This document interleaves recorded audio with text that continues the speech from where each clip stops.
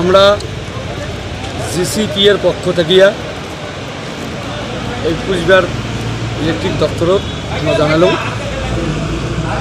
যে বিষয়টা হলে আমরা বহুদিন থেকে অনেক দিন থেকে আন্দোলন করে যাচ্ছি একটা যে ভারত চুক্তি মোতাবেক কুচবিহার একটা আলাদা স্টেট। সেই মোতাবেক আমরা 2005-এর 20শে সেপ্টেম্বর একটা হাঙ্গার স্ট্রাইক দেখাচ্ছিল। সে হাঙ্গার স্ট্রাইকত রবি ইন্দর সিং সেদিনকে পাগড়ির দোহাই দিয়ে আমার হাঙ্গার স্ট্রাইকটা তুলছিল এবং সেদিন কথা দিয়েছিল যে 15 দিনের মধ্যে আমাকে জানাবে কুচবিহারটা রাজ্য না জেলা। যাজ্ঞা পরে সাংবাদিকের চাপক সেই ইন্দিবর বান্ডে বাধ্য হয়েছিল স্বীকার করতে যে কুচবিহার তার কাছে জেলার কোনো নথিপত্র নাই, কুচবিহার রাজ্যের কাগজ রয়েছে।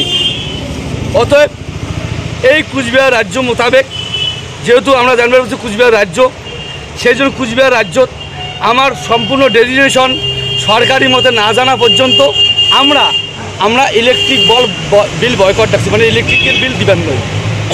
কেননা পশ্চিমবঙ্গ সরকারও আমরা বিল দিবেন না, কেননা আমরা কুচবিহার রাজ্যের মানুষ, আমরা পশ্চিমবঙ্গ রাজ্য আমরা দিবেন না যতক্ষণ না পর্যন্ত আমার ডেজিগনেশন জানা হয়। যদি পশ্চিমবঙ্গ সরকার আমাকে সেই ডিটটা দেখায় এই যে পশ্চিমবঙ্গ আমার রাজ্যের কুচবিহার জেলার মানুষই তোমরা, তাহলে আমরা দেবো। জেলার কাগজ যদি আমাকে দেখায় তাহলে আমরা দেবো। এখন কি হচ্ছে আপনাদের লাইন টাইন নিয়ে কি সমস্যা? সেই জন্যে আমরা সেটাও জানাছি, এমনি ঊর্ধ্বতন কর্তৃপক্ষ জানাতে চাইছে তার কি জানাচ্ছে না নাই জানায়, কি রেজাল্ট আছে না আছে, তোমরা তা না করিয়া আমার বিল উমরে কাটি দিতে হচ্ছে, বিদ্যুৎ সংযোগ বিচ্ছিন্ন করে দেওয়া যাচ্ছে।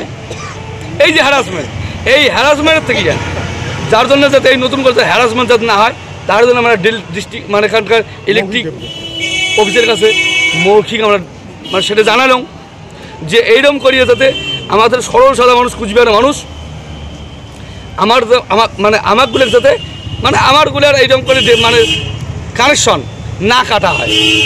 এরপরেও যদি কাটা হয় তাহলে কি করবেন আপনারা? সেটা পরবর্তীতে দেখা যাবে যখন সেটা যে সমস্যা আসবে। এনারা কথা তুলে আপাতত